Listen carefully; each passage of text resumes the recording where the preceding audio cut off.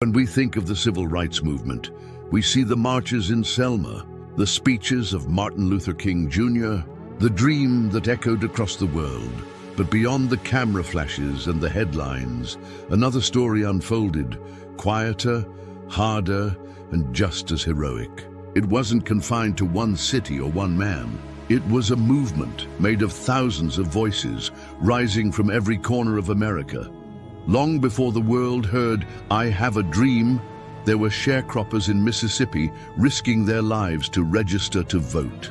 There were domestic workers in Georgia boycotting buses they could barely afford to ride.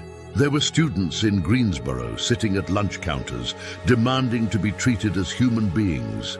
They were beaten, jailed, silenced. Yet they kept showing up because dignity was worth the cost. The movement wasn't born in Washington.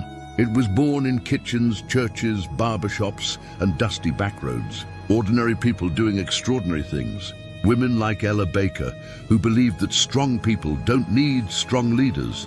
They need a movement that belongs to everyone. Fannie Lou Hamer, who faced police brutality and still stood before the nation to say, "I'm sick and tired of being sick and tired." Bayard Rustin, the strategist behind the March on Washington, a man whose brilliance was nearly erased because of who he loved. Their courage built the foundation, not for a moment, but for a generation. And as cameras turned away, the struggle continued. Civil rights didn't end in 1968. It evolved into new battles, new voices, new front lines. The fight for equality expanded into education, housing, healthcare, and the right to simply exist without fear. In the 1970s, black farmers fought to keep their land. Latino workers demanded fair pay and safe conditions in the fields. Native activists stood at Wounded Knee, reclaiming stolen voices. And decades later, the echoes continued. In the protests for justice, in the cries for freedom, in the chants that filled the streets of Ferguson, Minneapolis, and beyond.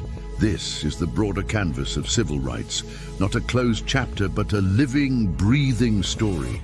It stretches across generations, races, and struggles, bound by one shared truth. Freedom has never been given. It has always been demanded, and with each new generation, the torch is passed, sometimes quietly, sometimes in flames. Young people today march not just for racial equality, but for gender, climate, and economic justice. They stand where others once stood, facing new versions of old injustices. History may change its setting, but not its rhythm. The same heartbeat of resistance still pulses beneath every act of courage. And every time someone stands up, every time someone refuses to be silent, they become part of that same unbroken line.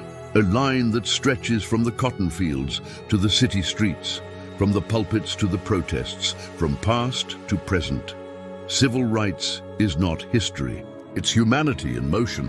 And it reminds us of something timeless, that justice is not inevitable.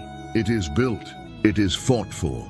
It is protected over and over again, because equality is not a gift. It's a promise. And the power to keep that promise has always rested, not in the hands of the few, but in the voices of the many.